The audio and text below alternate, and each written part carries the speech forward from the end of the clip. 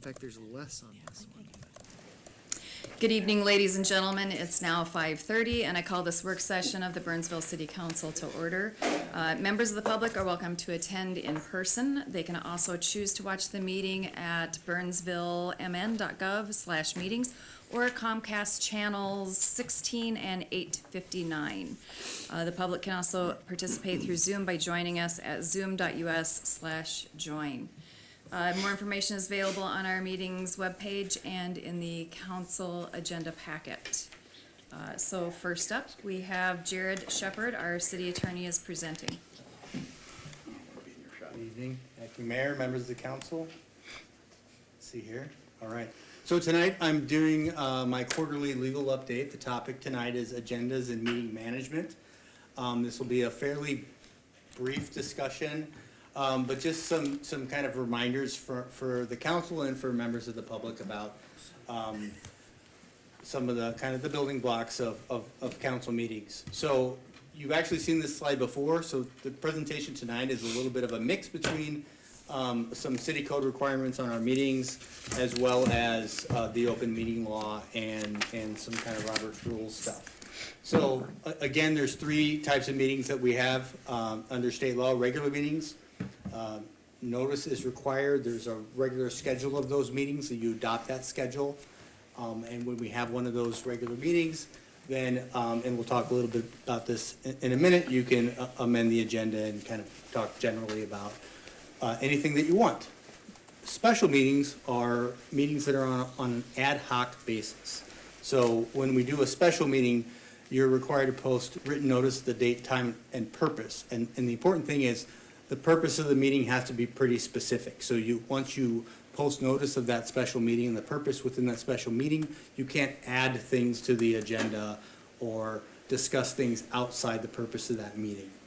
And then there's emergency meetings, which happen very infrequently, but that is a special meeting, but it's called because the circumstances need immediate consideration of the public body. So you try to give appropriate notice to news media and anyone who is on the list for notices of meetings, but the idea is there's something sort of cataclysmic that's created an emergency meeting. Generally, and tonight we're in a work session, and we're going to talk about the difference between a regular meeting and a work session, but basically for Burnsville, there's not too much of a difference in the sense that our work sessions are regularly scheduled meetings. So we can add things to the agenda in a work session if we needed to. We can take votes, although we infrequently are in a work session, but we can't do that because those are regular scheduled meetings. So copies of an agenda are posted 3 days prior to a meeting. They're posted online. They're also posted here in City Hall to provide notice to the public about what we're going to be speaking about within that meeting. Additions to the final agenda are permitted upon an affirmative majority vote of the council members in attendance, and that's from our city code, so that's kind of self-imposed in terms of how we do that. Our agendas look differently for regular meetings and work sessions look different. So on the top, you have the regular city council meetings, and that's kind of our general order of business. Again, that comes from city code. Here, as everyone in this room knows, we have an additions to the final agenda, and that's a time that the mayor typically announces that's for emergency items only. And those come, again, that's added with that majority vote. Some cities adopt the agenda. We don't have that mechanism here. We have the agenda as set by staff, and then we have any additions should they come up, again, infrequently. Work sessions agendas are a little bit different. As we're seeing tonight, you have roundtable discussions, you have written reports, various updates on projects that are coming before the council. Most of these things will eventually come before you at a regular city council meeting. Work sessions in Burnsville obviously work in a way that this is the primary discussion, where the primary discussion happens before we get something kind of moving down the road through staff or onto the regular council meeting agenda. One of the other things addressed in our code is who's the presiding officer, the mayor. In this case tonight, Councilmember Schultz is the acting member, is the presiding officer, enforcing the rules, preserving order, and, you know, from time to time, making calls and determine without debate the rules of procedure, subject to a final decision of the council on appeal. So if there was a scenario in which the presiding officer made kind of a ruling, it could be appealed to the city council as a whole, and that's a Robert Rules provision. It's also within our city code. In Burnsville, the presiding officer is not deprived of any privileges of voting. Some cities have restrictions on that, so the presiding officer, the mayor, may move, second, and debate any motion.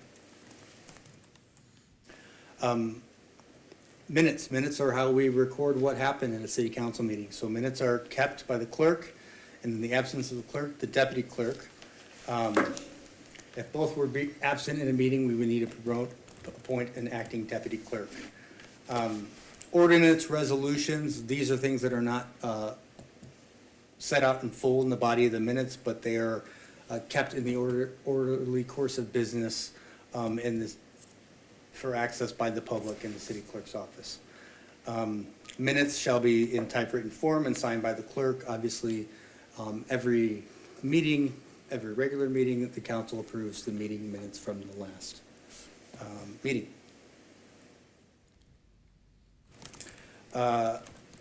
Consent agenda guidelines. Sorry, a consent agenda calendar is prepared for each regular meeting.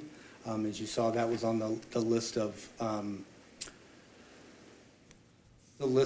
the agenda for the regular meeting in a few slides previous.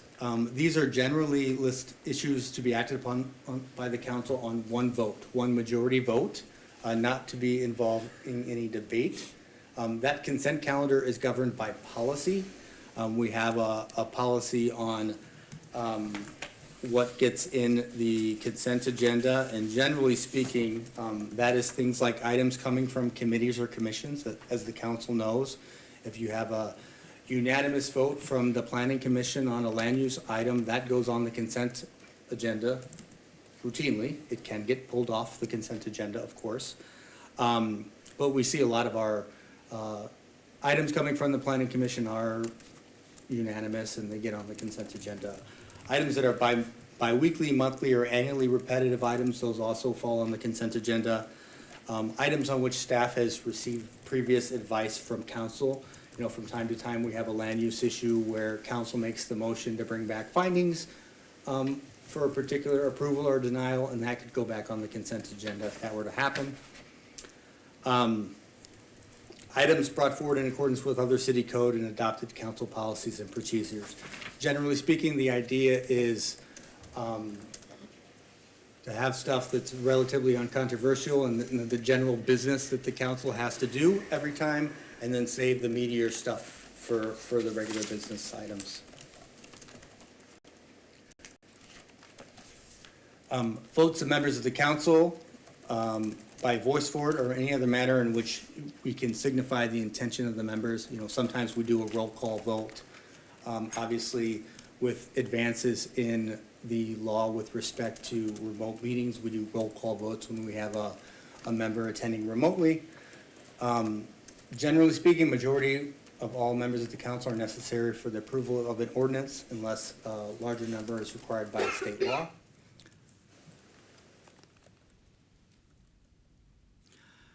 Every ordinance and resolution shall be presented in writing before a vote is taken.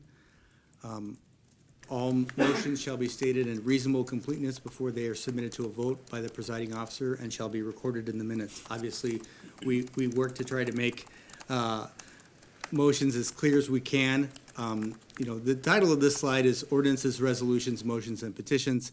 You know, resolutions and motions are pretty much the same thing. They're a decision of the city council.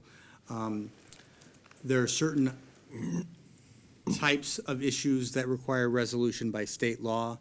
Occasionally we have issues where we just want to make sure that we're more robust in our decision making in terms of explaining why the council made a decision. and we either do resolutions or findings of fact, as opposed to just a motion to capture the reason for that decision. One thing to note here, a motion to reconsider, this occasionally comes up, may be made at the meeting at which such action is taken or the next regular council meeting. And that must be made by a council member who voted in the majority of the previous action. So if there was a motion to approve an action and a council member in the majority later, whether in the same meeting or at, again, the next meeting, determines they want to reopen that discussion, they are the ones that have to make that motion for reconsideration. Every ordinance and resolution passed by the council shall be signed by the mayor, attested by the clerk, that is from state law, and retained as part of the official record. Proof of publication of every ordinance shall also be filed in the office of the clerk. On the subject of ordinances, as the council knows, oftentimes we pass a notice of summary publication so we can give a kind of a discrete description of an ordinance, not having to fully publish it, because an ordinance is not in full effect until it's passed by the council and then published. We have in our city code for suspension or amendment of the rules, depending on, this rarely comes up, but the rules and regulations that are in the code, the ones that we're talking about today, could be temporarily suspended by a vote of 4 members of the council. And then the rules and regulations shall not be repealed or amended except by a vote of 4 members of the council after notice has been given at a preceding meetings. That's a little bit onerous in the sense that if we're going to make a code change, we have to sort of be cognizant and forecast it, which is not quite typical for an ordinance change of this magnitude is probably not the right word, but for a non sort of land use ordinance change, but that's what our code says now, so we'll have to deal with that if we make any changes to those rules. I think this is my last slide. Just the public has access to agenda documents, so we've talked about the agenda and what that looks like. It guides our discussion in the regular meetings. Public who comes to attend our meetings should have access to the agenda so they can follow along. And then there's access to the agenda for the council members, and this really is kind of the practice we do. You receive it via email beforehand, as well as the members of the public. So that was a brief, quick kind of look at this issue. Do you have any questions? No? Good review. Thank you. That works. Thank you. All right. All right, so next up, we have the police wellness update. So we have Captain Andrea Newton and Laura Ormaza, our wellness coordinator. So they'll be presenting for us, and we'll let them get underway.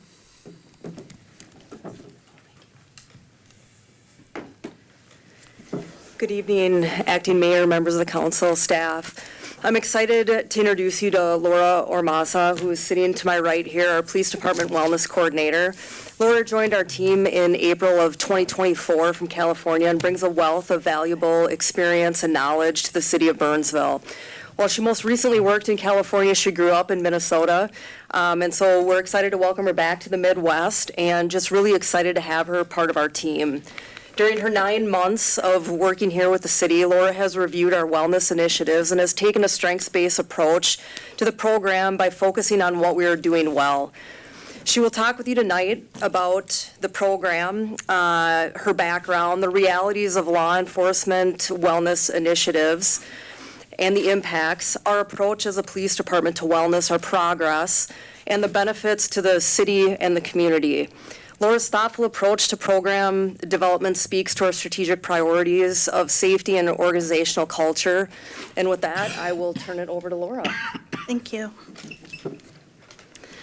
Good evening, everyone, members of the council and city staff. Thank you for the opportunity to present today. Before I begin, I would like to acknowledge and thank the council for your support and investment in this position. I'm very grateful to be here and honored by the city's trust.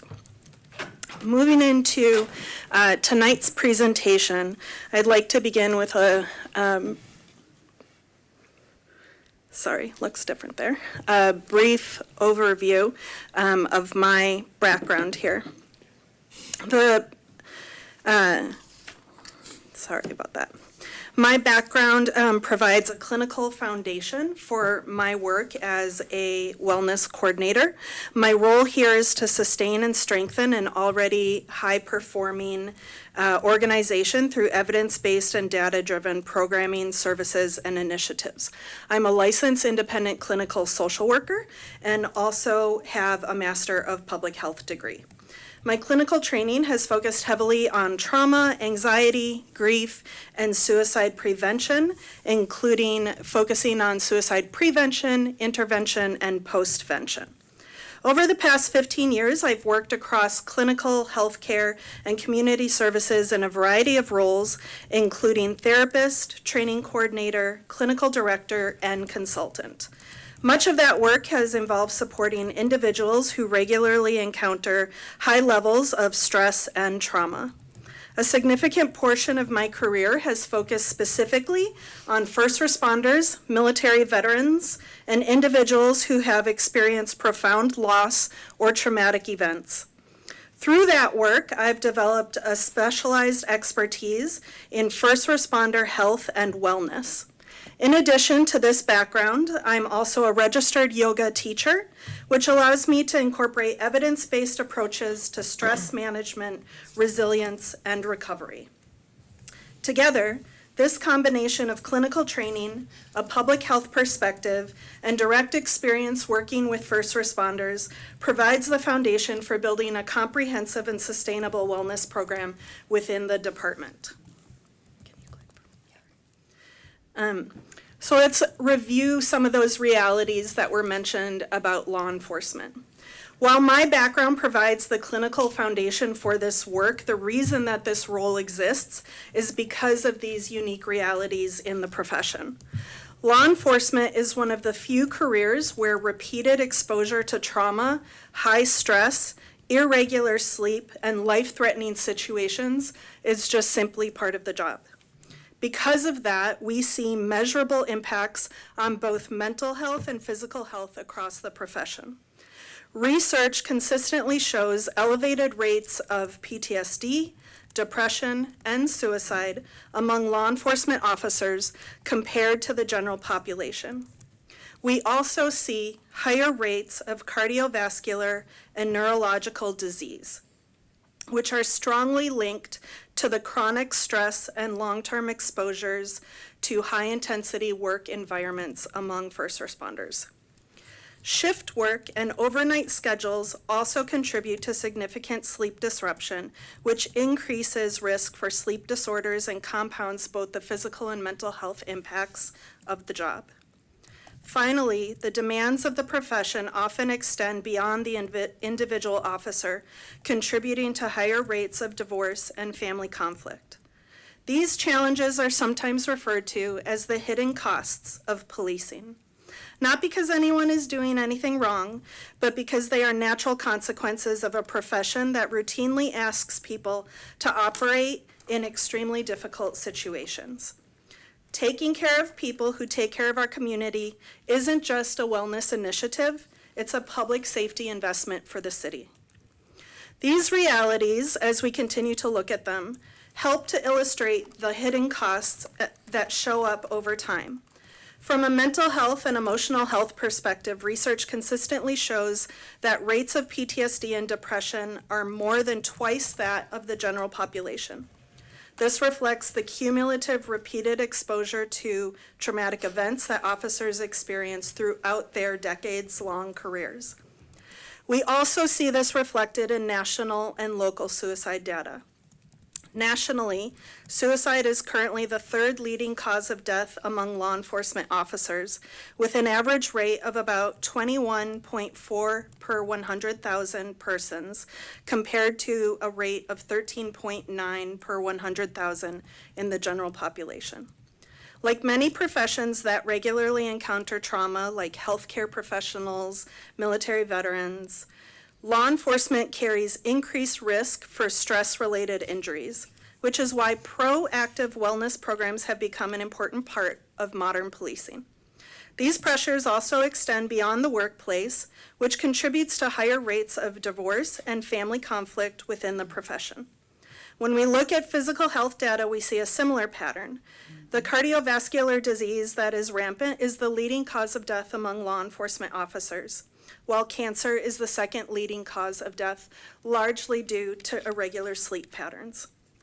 We're also learning more about elevated rates of neurodegenerative conditions, including dementia and CTE, the same brain disease that is often found in football players. This appears at more than twice the rate than the general population. Taken together, this data tells us something important. The health impacts of policing are not just immediate, they accumulate over time, which is why forward-thinking departments across the country are investing in comprehensive wellness programs, programs that support officers early, help to reduce long-term risk, and ultimately help maintain a healthier and more resilient public safety workforce. The statistics that I just shared raise the important question: why do we see these issues in the profession? In public health, we often talk about something called contributing factors. Simply put, these are just the conditions or experiences that increase the likelihood of certain health outcomes developing over time. They don't guarantee that someone will experience a problem or develop the health issue, but they increase the risk when they accumulate over the course of a career or lifetime. In law enforcement, one of the primary contributing factors is chronic work-related stress, both physical and psychological. Officers regularly operate in high-alert environments, often shifting rapidly from routine situations to potentially life-threatening ones. This routine engagement in their career literally changes the way that their brain functions and forces them to operate throughout their life on a high level of alert, both on duty and off duty. Over time, repeated potentially traumatic experiences also contribute to conditions like depression and PTSD, unless adequate support, intervention, or recovery options are not in place. We also know that the chronic stress affects the body physiologically. These elevated cortisol levels, because of the brain changing and the body's primary stress hormone routinely being released, are associated with hypertension, heart disease, anxiety, and insomnia. As we look at how wellness programs fit into the bigger picture, it's important to understand that these initiatives aren't just about individual support. They are a strategic priority for the entire department, city, and community. First, wellness programs play a critical role in workforce retention, recruitment, and sustainability. When officers feel supported and their well-being is prioritized, we see measurable improvements in job satisfaction and overall performance. That translates to fewer on-duty errors, reduced absenteeism, and delays in early retirement. This helps altogether to maintain a strong, experienced police force that can serve the city effectively. From a financial perspective, wellness programs contribute to lowering healthcare costs and liability risks. By reducing workplace injuries, sick days, and medical expenses, the department can realize meaningful savings through their investment in the wellness program. Moreover, by focusing on prevention, these programs reduce the incidence and severity of mental health diagnoses, helping officers to stay healthier and more resilient. Finally, investing in wellness is a form of effective stewardship of taxpayer resources by supporting officers proactively. We reduce costly crises down the line and improve community safety through this programming. In short, wellness programs align with the city's goals of maintaining a skilled workforce, controlling costs, and ensuring public trust. To do this, we are going to do things a little different at Burnsville. My program takes the traditional model of a reactive framework to a prevention-focused framework for wellness. Traditionally, many public safety agencies operate in a reactive way. Our model for wellness supports, this reactive approach primarily occurs after a crisis. So after treatment is needed, after a critical incident, or when stigma has prevented officers from seeking the care that they need, and then those impacts reach a boiling point and result in unwanted on-the-duty activities. The focus here is instead to prevent any of those impacts and create a new framework that is original, not just to the city and state, but also nationally. Our approach is a prevention-focused model largely driven by public health models, which does not replace the crisis response or crisis support services, but instead adds to it.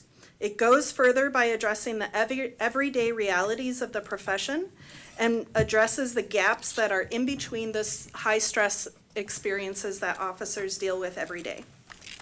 What does this look like in practice?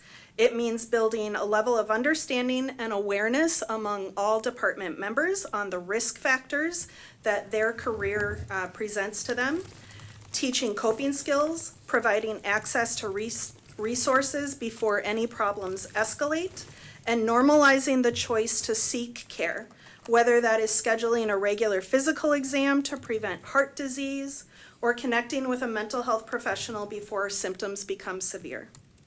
In other words, a prevention-focused model helps officers fill their personal wellness toolbox. This toolbox equips them to manage the natural impacts of their profession and its impacts on their physical and mental health, allowing them to enjoy healthier days and perform their duties safely and effectively. Across the country, more public safety agencies are recognizing the value of having their wellness program led by a licensed clinician. Agencies want to ensure the highest level of support and care for their teams. However, our department is not only on the cusp of this growing trend by placing me in this role, but we have also established ourselves as leaders by having a wellness coordinator with expertise in both clinical care and public health programming and education. In my research, I have not found a single other wellness program or coordinator nationally that has public health training. This combination of skills equips the city of Burnsville to design, implement, and evaluate a truly pioneering, data-driven, and evidence-based best practice wellness program. By taking this prevention-focused approach, our department is positioned not only to support officers after critical incidents with an embedded clinician, but to proactively reduce risk factors, improve daily functioning, and ultimately ensure a healthier and more resilient workforce that translates directly to stronger service for the community. So what have I been doing in my almost 11 months here? I'd like to highlight the progress that we've made to date. A key part, if not the core, of building a successful evidence-based wellness program in a police department is to first understand the needs of those that are being served and to establish a sense of trust with those who are being served. To do that, I started by designing and implementing and later evaluating the police department's first community health needs assessment survey. Best practice in public health involves starting with this type of survey to identify the wellness needs as they are reported directly by the population being served. I'm pleased to report that this survey garnered a 93% participation rate, and that the results are now guiding all next stages of program development and implementation. This will ensure that our efforts are targeted and impactful. Building on that, I designed a holistic wellness program framework that is organized around 6 pillars of wellness to address mental health, emotional health, social health, financial health, spiritual health, and family. In addition, as one of the few mental health clinicians specializing in law enforcement and first responders in the state of Minnesota, and with advanced training in suicide postvention, which is the care that you provide after a suicide loss, I have further established Burnsville as a leader by providing a partner agency support following the tragic loss of one of their officers to suicide. This helps to further ensure that critical care and guidance are available not just to our city, but that we uphold our role as supportive partners to all of our agencies locally. Beyond the department, I've shared this work at law enforcement association meetings and continue to strive to establish Burnsville as a leader in public safety wellness. Early indicators of program trust and impact are already clear. More than 1/3 of department members have opted to complete a mandatory wellness activity with me rather than an external provider. And nearly 40 members have directly requested and received personalized health education and resource referral. This has resulted in successfully connecting more than 40 people with primary care physicians, mental health professionals, nutritionists, and other wellness-based services that will help to reduce the risks of the impacts of the career on their health. These early steps demonstrate that contributing risk factors for unwanted health outcomes are already being identified and mitigated through your investment in the wellness program, even in its early stages. And while we are still building the program, we are laying a strong foundation for a pioneering, data-driven model that has the potential to lead locally and nationally. To do this, though, we need to take the time to establish measurable success so that we can ensure that when we do share the program more broadly, it is credible, replicable, and truly impactful.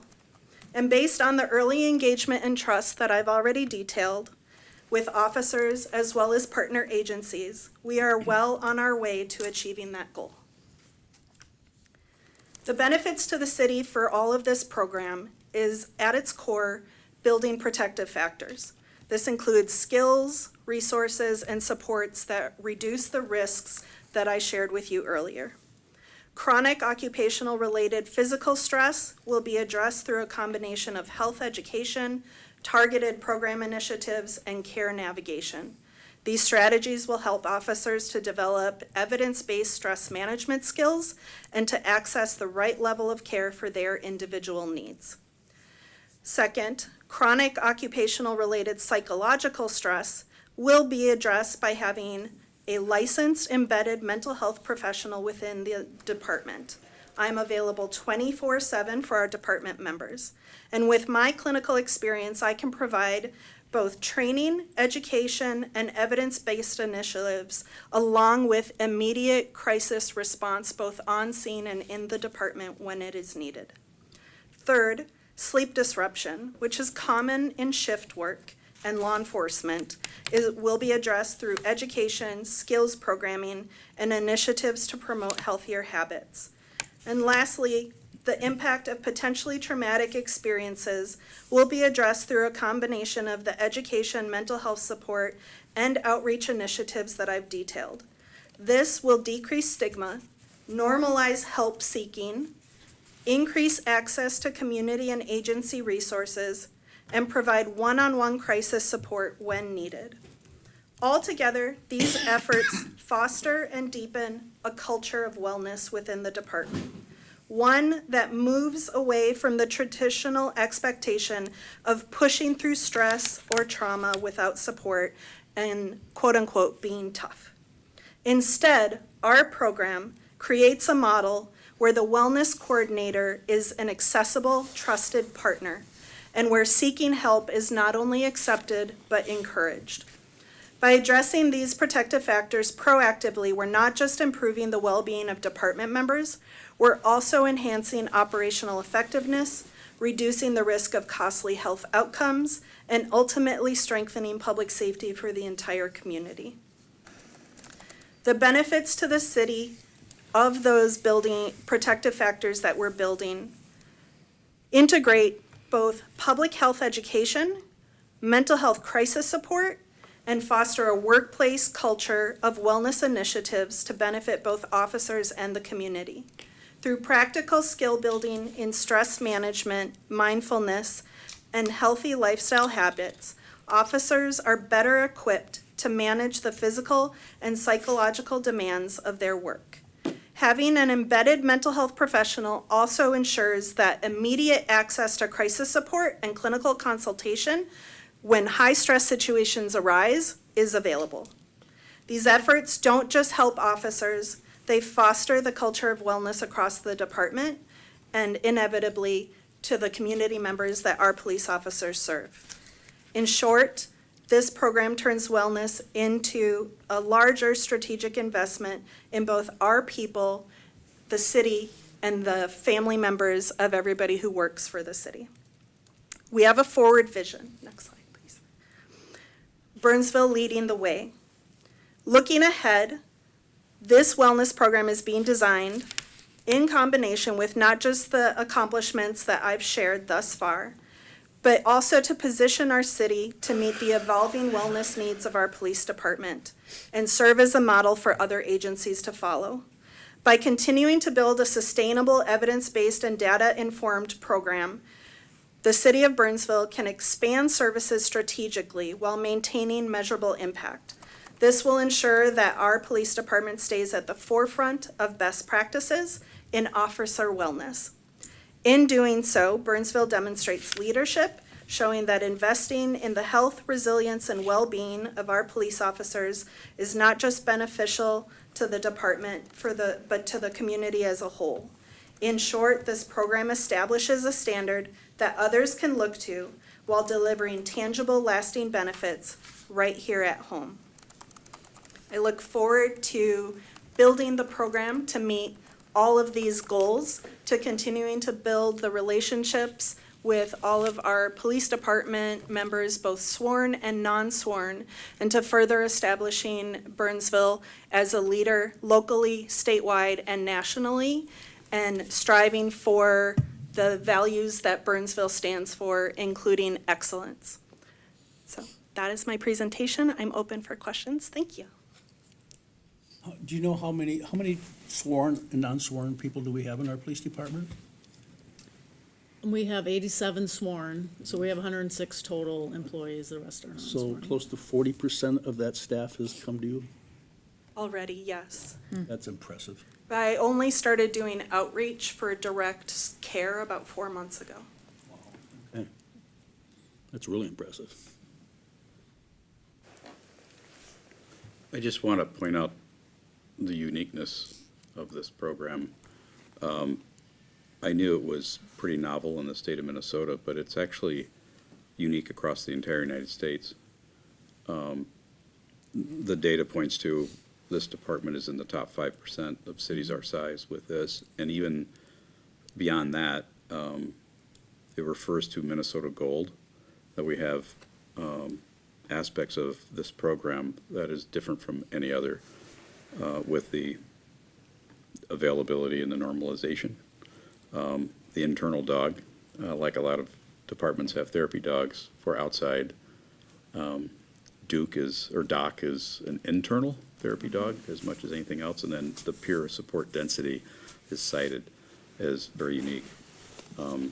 This is a program that I'd like to get more maybe specifics that I could take to the National League of Cities, because I believe that because it is so unique. And when the National League of Cities, when we go to organizations like the National League of Cities at conventions, we share these types of things. But I believe this is a program that would be worth offering up as a presentation at the November City Summit by representatives from the city, because I can tell you the room will be packed. It could be one of the biggest session draws of the entire summit or city summit, because this is a problem nationwide, and you, as a department, have led one of the greatest solutions available. Thank you for that.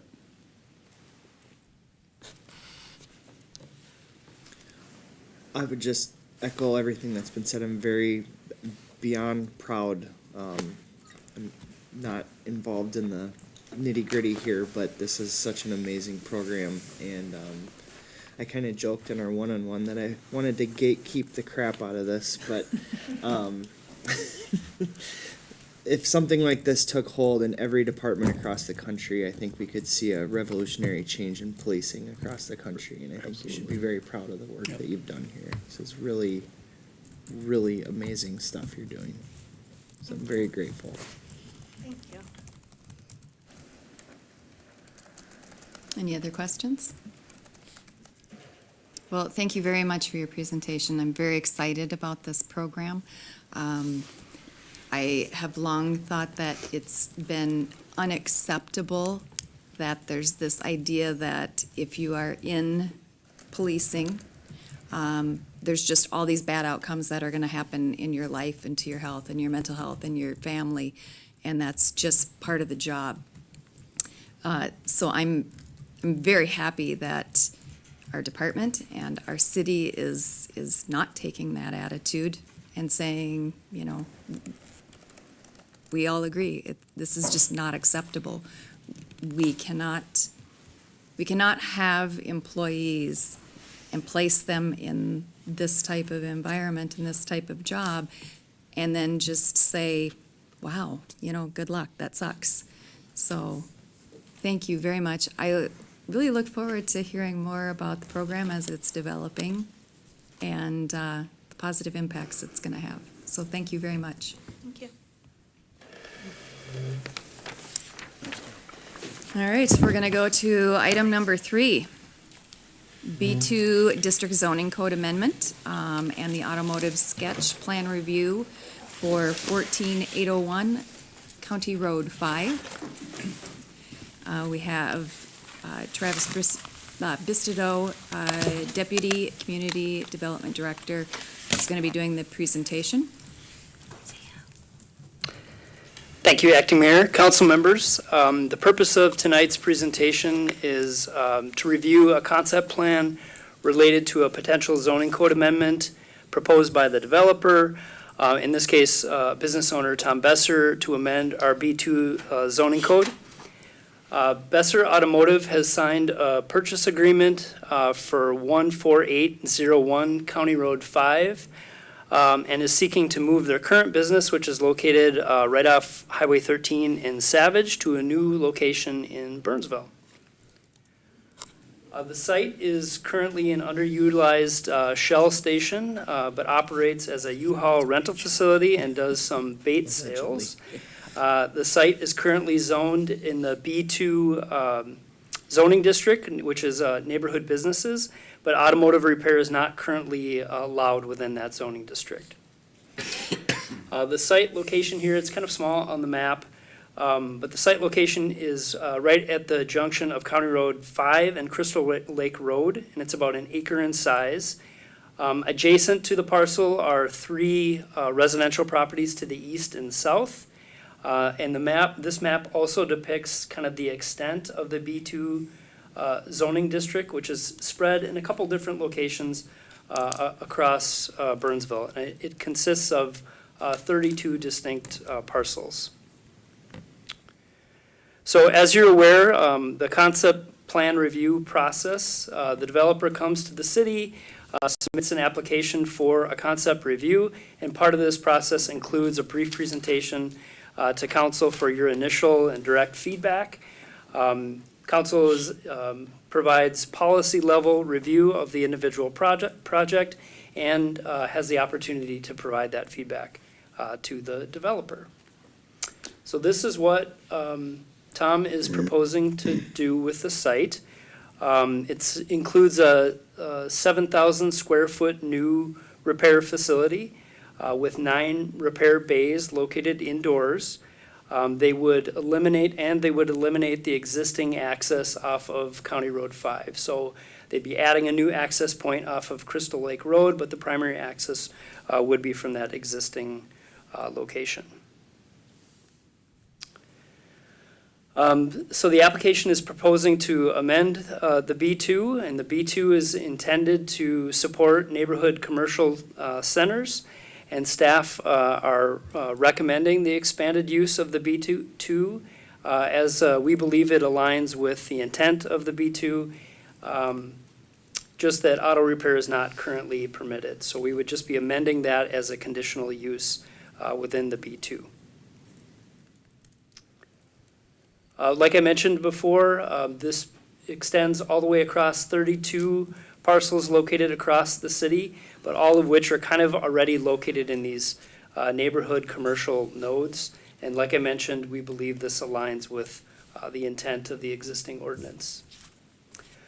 We did coordinate with the property owner or the applicant to hold a neighborhood meeting, which is our practice when we're exploring significant zoning code changes. And assisted in holding that neighborhood meeting. The developer reached out to 55 neighbors and held that meeting on February 12th. And I think I'm happy to report that we had no attendees from the public participate in that neighborhood meeting, but the applicant did receive 2 positive responses, one in writing, one via phone call, one of which was one of the neighbors that's immediately adjacent to the location that he's interested in purchasing. So the policy questions that we have for the council tonight, we're looking for feedback on the proposed change to the district, and just recognize that what we're proposing would impact all of the 32 B2 zoned parcels across the city. So the next steps are a formal development application, and then we would route that application through our normal approval process, including the planning commission, as well as this body, along with that formal application. And with that, I am happy to stand for questions. I'll also introduce the business owner, Tom Boeser, as well as his architect, Jim Connolly, who have a brief presentation that we'll walk through. And I'll turn it over to you, Tom. All right. Thank you, Travis. Members of the council, I must say I'm extremely grateful to be sitting here tonight in front of you with this opportunity, which I feel will benefit the city and the surrounding areas. I have been in business for a very long time. I opened my shop in '94 in an old building next to the Windmill Cafe in Savage. It was an old gas station at the time. And when I was able to move into the now retired emissions testing facility that became available back in '99, my business grew quite quickly. I attempted a number of times to expand my business in Savage with to no avail. The ordinances are pretty strict, and I did not get any help with the administration there. And I will say that the accommodations I've gotten from Mike, Travis, Cara have been nothing but awesome. My experience here has been just really, really good. My goal, this is my life. This business is, I built it from nothing with the help of my staff. I got a great staff, and I've outgrown this building for a long time, and I've always wanted to do this. But you know, when I drove by and saw that gas station for sale one day, I go, "Hey, this is an opportunity. You know, let's entertain this a little bit and see what we can do." So I started that process. This goal is something that I've always wanted to do, but as I've gotten older and been in business for 30 plus years, I really have a longing to give back to the community more. And one of the ideas behind this is to give an opportunity to give a really quality service at a very reasonable price compared to all that whole line of dealerships that's a mile away. And some people like the dealership, some won't go into them, but at least there's an option at that point. And I would be happy to have that opportunity to give that option. This has been a lifelong thing for me, and I plan on, as part of this process to continue on with the business for a while, and then obviously ownership of this building. It is my retirement, basically. So it's very important to me. I'm currently working with interviewing staff that's very skilled in the manner of running a place like this, because I'm an auto mechanic, and I'm not, I don't have the qualifications like some college-educated people have. So, but we do our best. I guess at this point, I would, I've been very willing to work with what and how this works.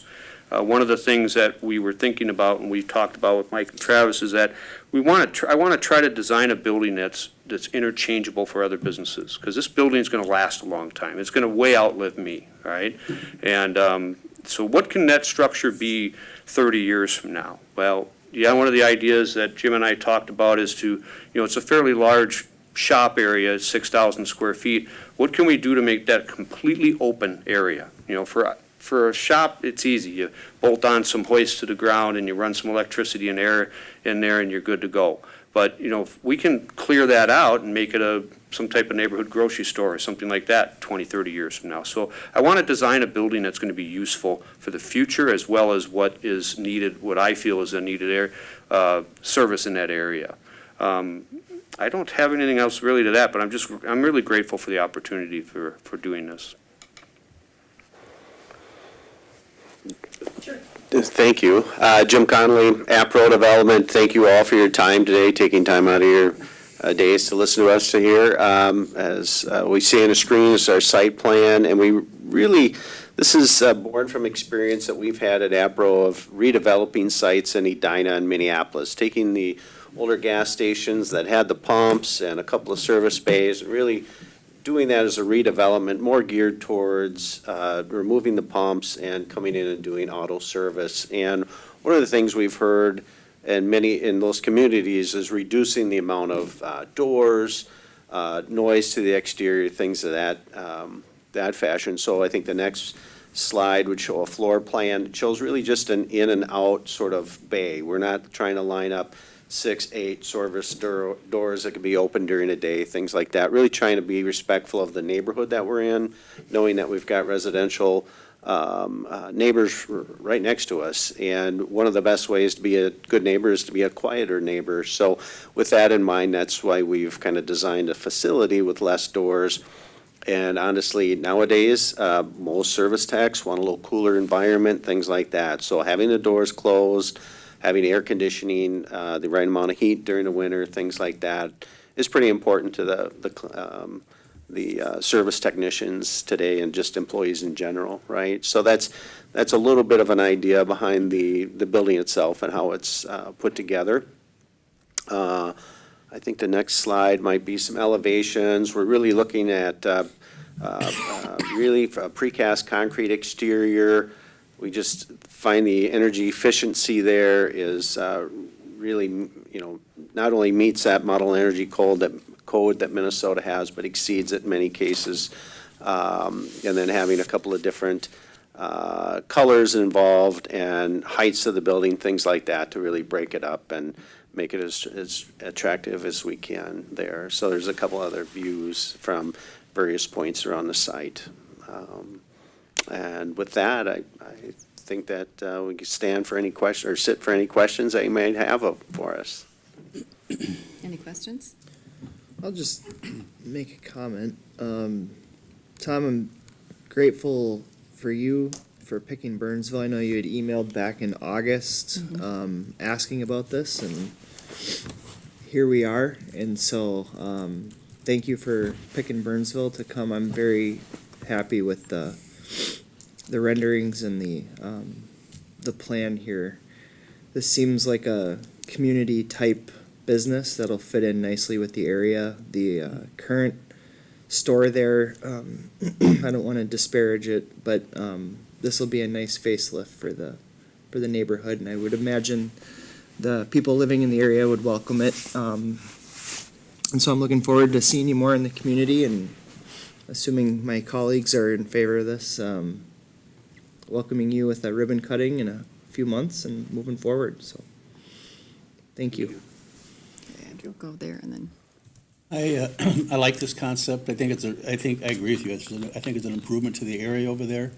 And quite personally, having, being raised in Minneapolis most of my life, I always liked the fact that we had a service provider in the neighborhood that I could go to get things done. And I think that's an important part of our community, that they don't have to travel a long ways to make things happen for themselves. And so your neighborhood mechanic, I've always found, is, they're pretty good, and they're not as expensive, you're right, as some of the dealers can be, which I get that. So I have no problem with what you want to do, and quite frankly, I don't have a problem with adding that to the B2 zoning, so.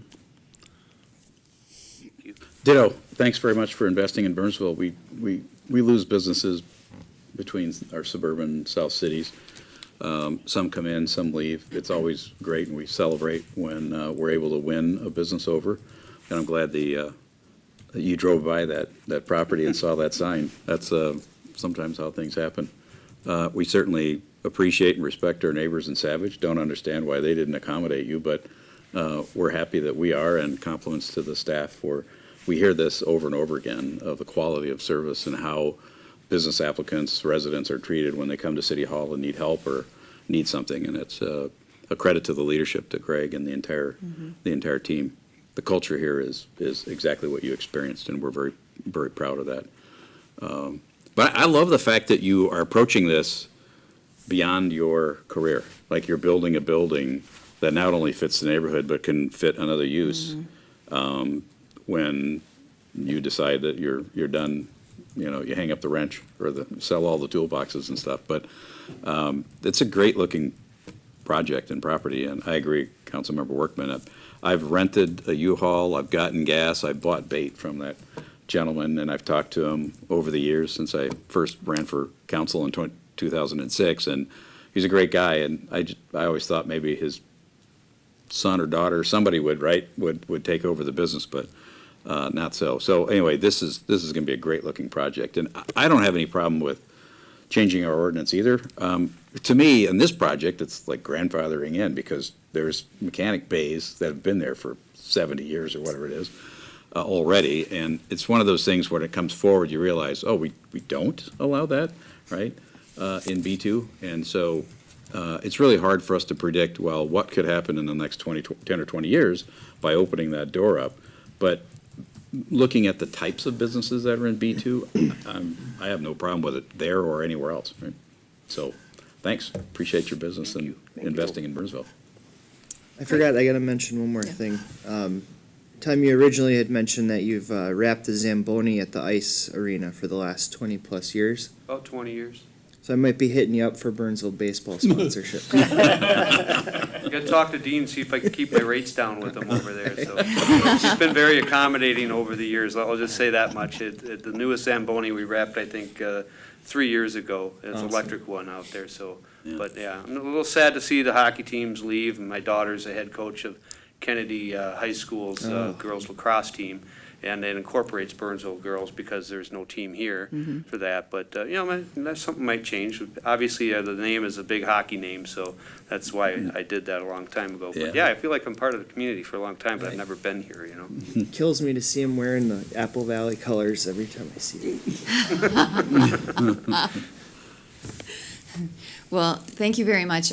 We do appreciate you looking at Burnsville, and this does seem to be a good fit at the right time, and serendipitous that this property was available for you. I have absolutely no problem with welcoming you into Burnsville, and no problem with the change in the B2 district.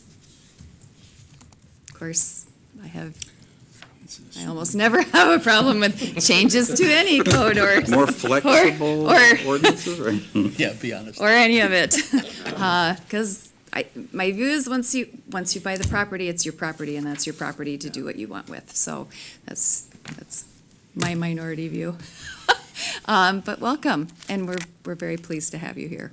Thank you, Ms. Schultz. You bet. Thank you. All right.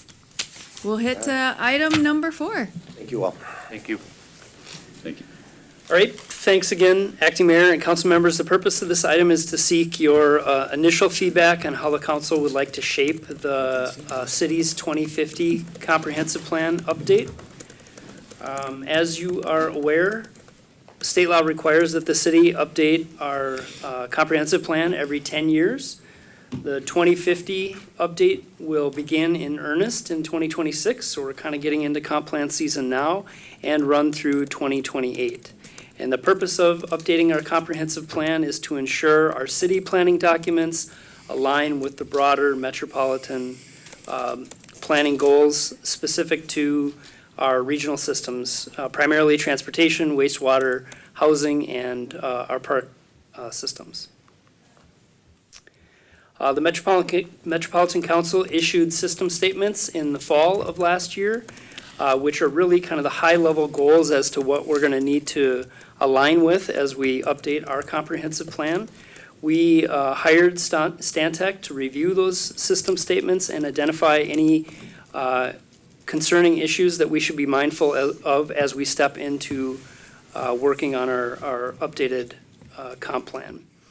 Items that they items that they identify that we need to be mindful of are higher growth projections than we've seen in the past, changes to our housing allocations specific to affordable housing, and some tweaks to the types of housing that we may need to incorporate in our residential districts. So the plan does include a number of requirements new requirements that we need to address, which are deepening our engagement and documenting our engagement strategies, especially with communities that are less engaged and underrepresented. Like I mentioned just the slide before, on the land use side, we need to add some housing types in our residential districts, at least one new type of housing within our low-density districts. Like I mentioned as well, some more deeply affordable housing projections in the initial estimates. There are some new climate goals that we will need to address, specific to greenhouse gas production, as well as some transportation goals specific to e-commerce. A lot of that guidance hasn't come out of the Met Council yet, so we're waiting for it, but we are aware that we're going to need to make some tweaks based on that new guidance that Met Council is working on.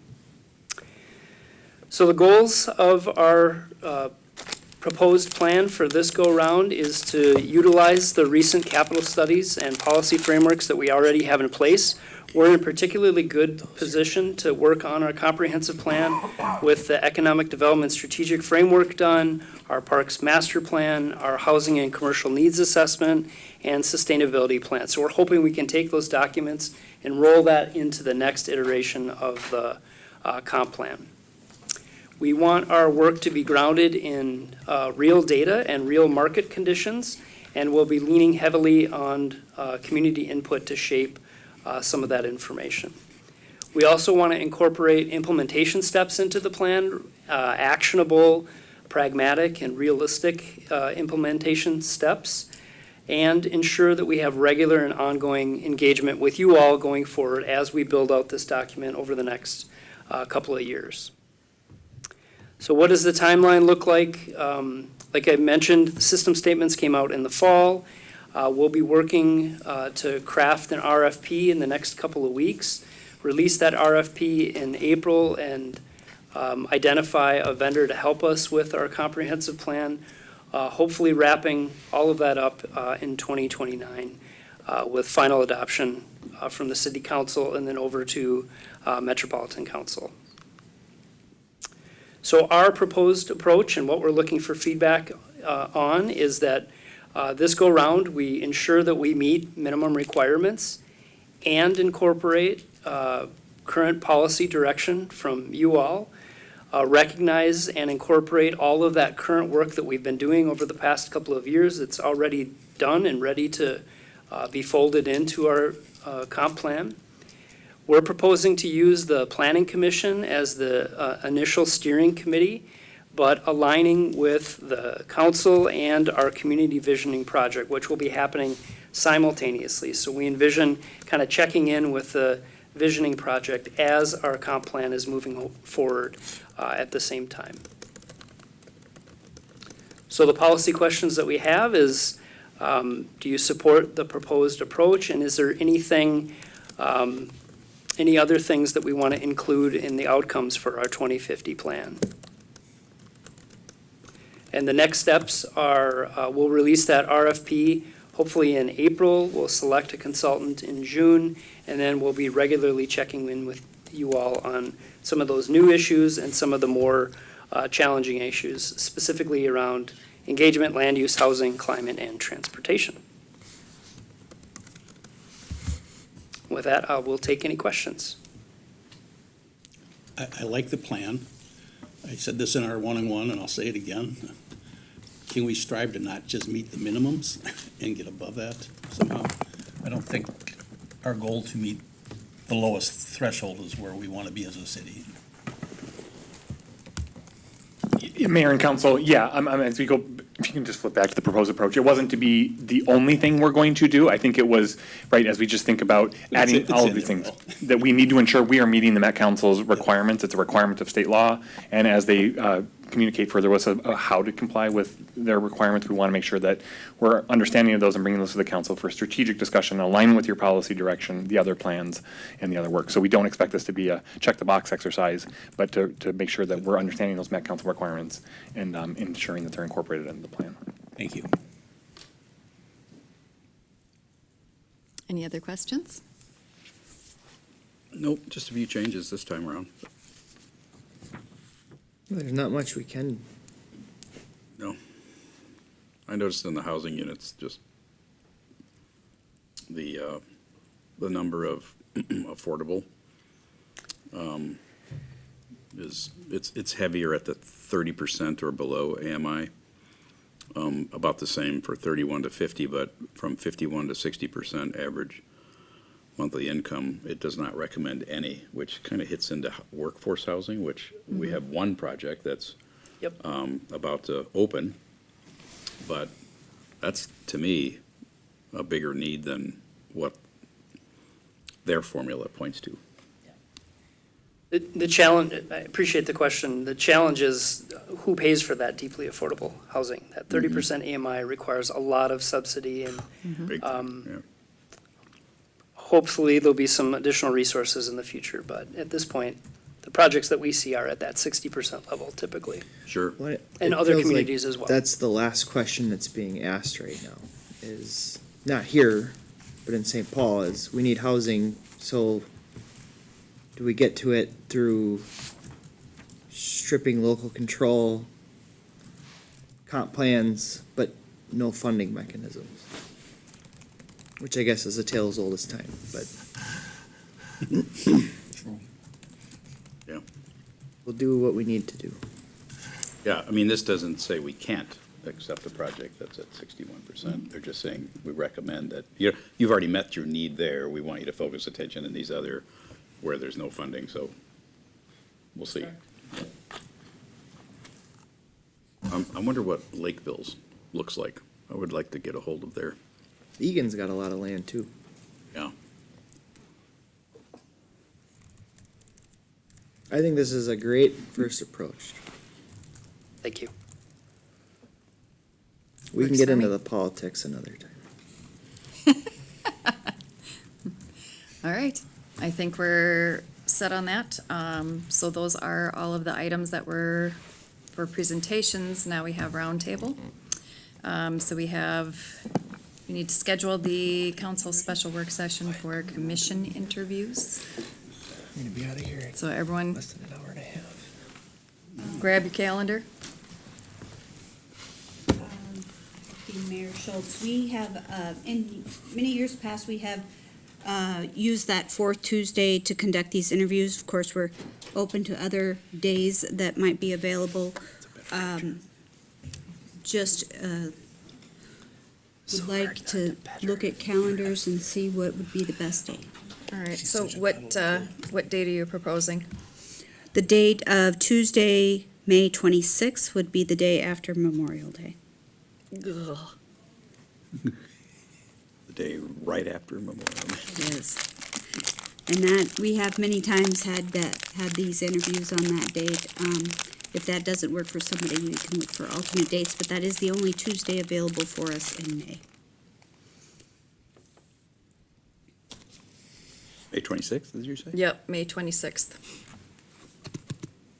I got nothing. We'll be well rested. Works for me. Twins are at Chicago that day. That's all it's on my calendar. There you go. But I'm boycotting the Twins this year. I gotta make sure- I might have should be tickets to that back game. on the 25th. I gotta look I'll at be what the out of tickets state, are. but I should be back. Okay. Depending on the number of applicants that we get, I will circle back with you about the exact start time, but we'll assume it's 5:30 unless we have a number of applicants, and we might need to either schedule another night or start earlier. Mac, do you know tentatively how many open seats versus renewals we have this year? And I can't remember the exact number that we have open, let's say 10. There is one that cannot reapply. Okay. So kind of the opposite And I have of to double last year. check that, because it could be, sometimes they get appointed to a partial term and it doesn't count. But yes, I think that the majority of our incumbents are eligible for reappointment. All right, we'll put that down, put a hold on that date, and then Is let us 27th a know. back, could we do a backup date in case we run into problems with the 26th? Like the 27th at 6 o'clock, is that an option for us? The 27th is not available. That's an MVTA board meeting hold right now, too. 6 o'clock, it's done by then. I don't think I can do the 27th. I could do the 28th, Yeah, as a backup, or if you wanted to go to the previous week. or Friday the 29th? How does that work? Kidding. Should we? I would look more at the 28th for Should the Yeah, we like, backup. so 28th could be like the backup if Tuesday runs Alright. into Yeah, some problems. okay, we'll do we'll say if additional time, depending on the number of Yeah, applicants. could you just do a we'll calendar event schedule to them. block both dates and then cancel it once we firm it up? That'd be great. Okay. Very helpful. All right, That sounds great, thank you. we'll go to council reports. Vince, you're up. I have no news. Experience Burnsville meets next week. Okay. Dan? I-35 meets this Thursday morning. We have a presentation from MnDOT on 494. And for MVTA news, there was a bill introduced in the House Transportation and Finance Committee yesterday. The bill author would like to eliminate the suburban transit providers. Of course. This bill would take poor transit service for the suburbs back to the 70s and 80s, when Metro Transit provided very little or no transit to suburbs, which is why the bill was created and passed, called the opt-out legislation in the late 80s. And about 8 or 9 years later, organizations like the Minnesota Valley Transit Authority, Southwest, and a couple others began providing service. Our reps and senators covering the suburban transit providers are very much against this. They like the fact that we have high-quality service, that we get, 85, 90% high marks from riders, and don't want to turn back the clock and go back into the dark ages of barely any service at all. In fact, there are suburbs like Minnetonka who was an opt-out and chose to hire Met Transit to provide their service, and they're very, very disappointed with the service that they're getting, and they're having conversations with another suburban transit provider to maybe opt out of the opt-out they're in and opt in with a different one. So we've also heard a lot of news from other suburbs that are provided transit by Met Transit, and they're also extremely disappointed. So I see this as an opportunity to introduce a bill to reopen the opt-out legislation and let these other suburbs get out of what they hate and dislike from very poor service and become like MBTA and Southwest and Plymouth and Maple Grove, and apparently Minnetonka. And get service that is more responsive to their community's needs. So the committee hearing is tomorrow at 1 o'clock, and I'll probably find my way there, and I may or may not be testifying. We have 3 or 4 testifiers right now, and I don't know how many more they'll allow, but it'll be an interesting bill. It's not a very popular bill. It's highly criticized, and the former transportation chair, who is now head of Ways and Means, wants nothing to do with it and said he won't even take it up, which is the next stop for the bill if it gets past the current hearing. So hopefully it'll die tomorrow. But if it doesn't, that'll be the end of it anyway. That's all I have. Well, we'll hope for DOA. Yes. Are any of our legislators on the Transportation Committee, Dan? No, they are on other committees. They used to be a couple of years ago or so, but they were be called upon to voice their opinion. Which they do. Yes. Okay, only thing I have is, we had a review for the executive director for Dakota Communication Center, which is our 911 dispatch. We gave her very, very high marks. Other cities also gave her very, very high marks. She is stellar with what she is doing there. So cities are seeing better service, things are more responsive. Their employment, because it's, it's difficult and competitive, especially to get people overnights. She's really been chipping away at that as well. They are close now to being staffed, so that's something we haven't heard for years. So that's my major report. So, if we're all done? Acting Mayor Schultz, could you Yes. allude to any, those folks deal with crisis? Yes. And at a stress level that is, it kind of echoes what our frontline first responders see firsthand, they experience over the phone. Is there behavioral health support counseling available to those folks? Do they have a program to care for their There needs? is, but not anywhere near like what Burnsville has developed. I know that they are very interested in what we're doing. They would like to look at that. I believe that is a priority. Another priority is childcare for employees.